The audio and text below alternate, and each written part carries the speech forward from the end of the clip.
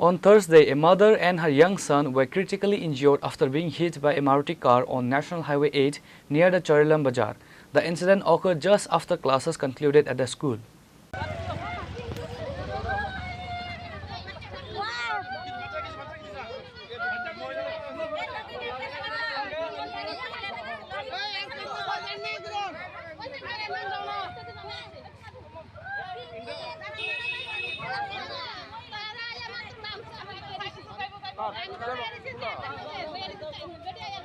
The mother had picked up her son from school and was walking home when a fast-moving Maruti vehicle struck them violently on the busy highway stretch.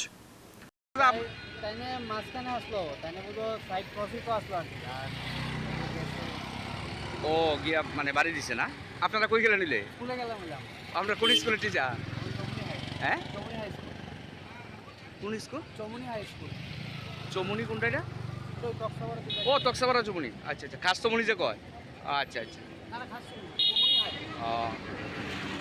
মানে গাড়িটারই দোষ না তারা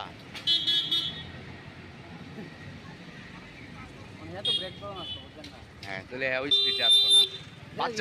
বাচ্চারে বাড়ি দিছে না বাচ্চার মা পুলিশও আছে ও বাড়ির জন্য পড়ে গেছে না মানে এদিকে দেখছ না জানি এদিকে ছায়া সাইডটা ক্রস বুঝছি